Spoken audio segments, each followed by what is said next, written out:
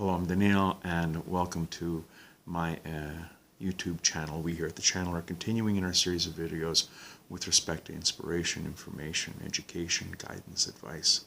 And I mentioned in the last video a pasuk, a verse in the first chapter of Deuteronomy, Devarim, where Moses is saying that, how can I do this all alone? Being alone. For posterity, I suppose, for context, I want to put down that at the time of this recording, it is about a week or so after Passover in the year 2020, and the 20s have not started off with a great bang. We have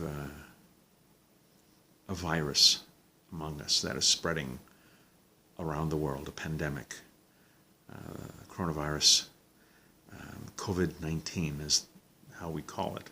I just call it the virus. I don't even use its name. But the Jewish communities have been particularly hard hit. In Jerusalem, in Bnei Noach, New York, Chicago, New Jersey, LA, particularly hard, to the point where synagogues are closed. Minyanim group prayer is strictly discouraged. People can't go to weddings, bar mitzvahs, funerals without a minyan. People can't say Kaddish. Mikvahs are closed. And those who are observant will know the ramifications of that, a particular hardship. There are no classes, there are no lectures, there are no schools. Yeshivas have been shut down. Hebrew schools ain't happening. And people are alone. In my little corner of the Great White North here, beside Merritt Island, the virus has actually had relatively little effect on my life, because I just go to work. I'm lucky to have a job, something I did not mention. Most businesses have been shut down completely. Being in what is considered an essential service, so the food production business, I'm a mashgiach in a poultry producing plant. We're considered an essential service, so we're allowed to continue operating. Many others have shut down. Many other food production plants, kosher ones, are shut down because many people have been discovered in the plant with viruses, and the government has shut them down. People are alone, and people are confined to their homes. If someone is suspecting of being in contact with the virus, they're urged to do at least a 14-day self-isolation. My son recently returned from overseas. He had to go into a 14-day isolation. He came out just before Passover. Speaking of Passover, many people who are alone, who live alone, they can't get together for Sabbath dinners. They can't get together to do seders. Many people, for the first time in their lives, have been at home alone doing seders by themselves. I am no exception. This year, both seders, I was at home at my kitchen table doing seders by myself, asking myself the 4 questions, the 5 questions, recounting the story. It was particularly meaningful that on a festival, on a holiday, where we commemorate plagues, we ourselves are in a pandemic, hoping we don't die like the people who died of plagues in Mitzrayim 3,500 years ago, 3,330 years ago. But times of hardship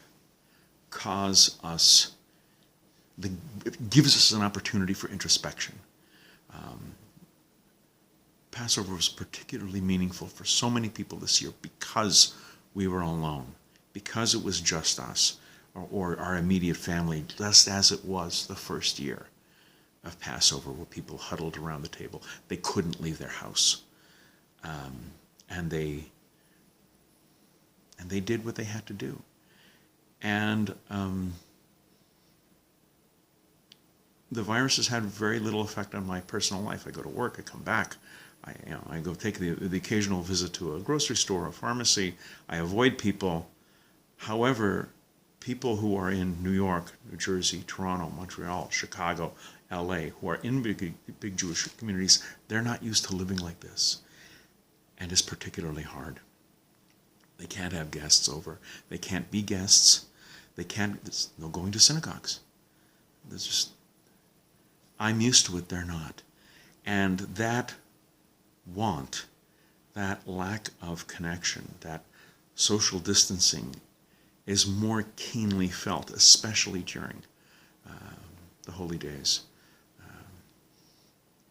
We're in the spring. I don't see this thing coming around anytime soon. We'll probably go at least until the fall before things get back to normal, whatever that normal is. But we will survive. The Jewish people will survive as a people. We will hang on. We will go on. We will go forward. We will do what we've always done. Cling to God. Put our trust in God. His bodedus, personal prayer, and bitachon, trust in God. And let's use this as an opportunity. Lord knows some of us have nothing but time on our hands these days. Use it as an opportunity.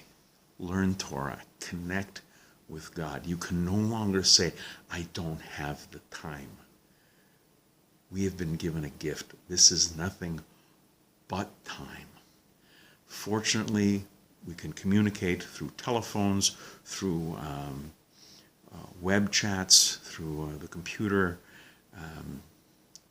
Let's keep contact, and let's keep Judaism alive within us. It has sustained us throughout the millennia, and let's help sustain ourselves. Let's give others hope.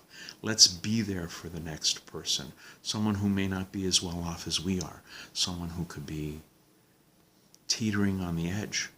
Let's be there. Let's help ourselves. Let us now show each other the love that maybe we don't do completely in the pre-plague times. I'm going to be doing more videos. I certainly have time now. Please keep watching. Please keep an eye on those close to you. Keep an eye on those older than you are.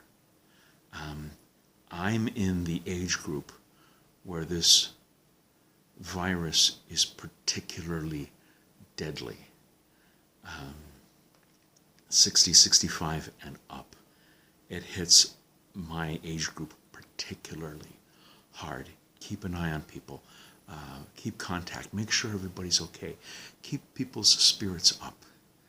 And until next time, I'm Daniel, and thank you too much.